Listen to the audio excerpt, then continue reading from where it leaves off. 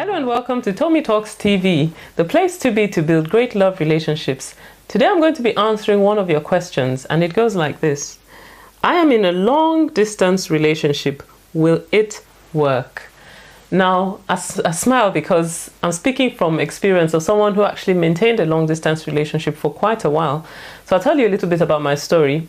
I met my husband when I was in my first year in architecture school, and he was in his final year of engineering school. Now, architecture is a very long course, so right from the start, we knew that we were looking at 7 years in that relationship before we got married, because in my family, getting married while you were in school was not even an option at all. So we knew it was going to be a long relationship. And after the first year, when I was in my first year in architecture, my husband moved to a completely different city so 6 years out of those 7 years, we were actually not together in the same city. Now, you haven't actually explained whether this is a long distance relationship where you've had time to spend together as a couple initially, or whether this is an exploratory relationship where you've not actually had any time to spend together at all, because those are two completely different scenarios.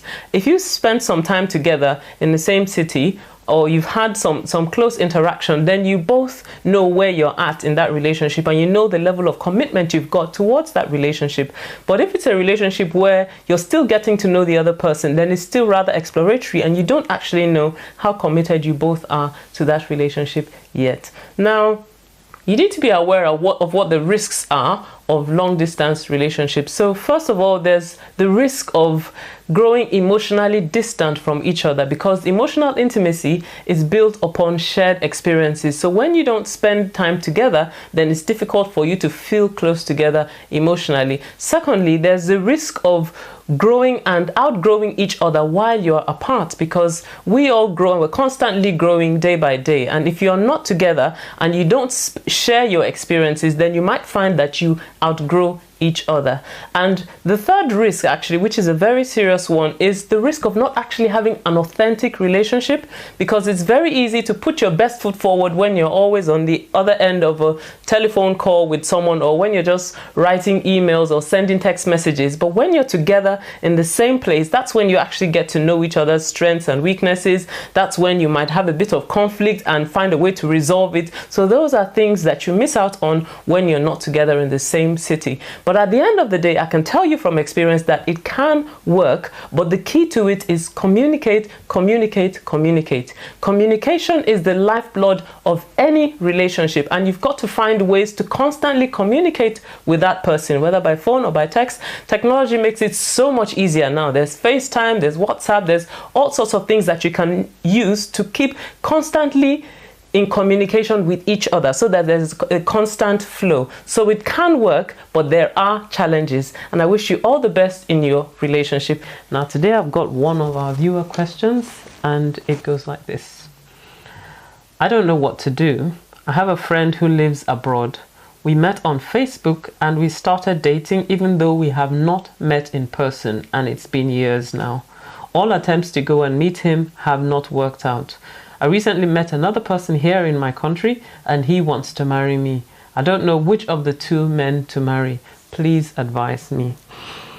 Now, it's interesting that this is something I'm hearing a lot more about now, long distance relationships, especially between people who have never actually met before. And obviously this has to do with, the advent of the internet and social media and all that. So you have the opportunity to meet and interact online with people whom you've never actually met with in person.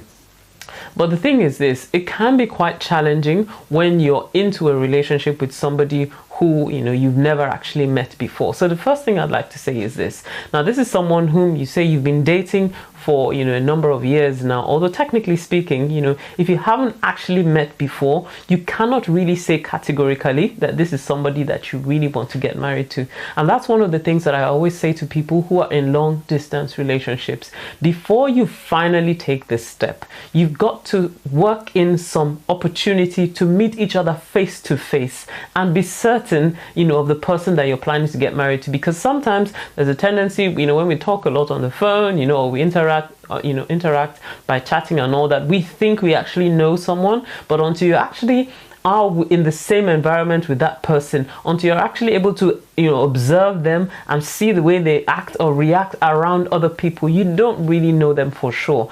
So I always feel like it's risky, to get married on the basis of what you know just by talking to someone on the phone or social media, because you see, you actually get to know someone when you see them in their own environment. So I always think that that is crucial. Clearly, in this relationship, you have not had that opportunity. It looks like you've invested a number of years in this relationship now, and that opportunity to be in the same place doesn't seem to be presenting itself. I think that that is a clear indication that this relationship is not workable, because in actual fact, before you invest too much time in a relationship, you should both take a pragmatic look at the relationship and see, well, is there an opportunity for us to spend time together? Is he coming to my country? Am I going to his? If that is possible, then fine. But if it's not possible, then you've got to be pragmatic about it, because to actually get married, you need to be in the same place. So what I'm saying is this: I think the decision has been made for you as far as this relationship with this person abroad is concerned, because if you cannot be in the same place, then you cannot honestly, be planning to get married. That's the first thing. Now, the second thing, you're saying, well, I've met someone else in my country and he's interested in me. I would say that it is not necessarily a binary choice. It doesn't have to be this or that. You need to spend time in in your heart and actually pray, and don't just think, oh, well, because this person is here in my country, I'll get married to him. Do you have a conviction that this is someone that you want to get married to?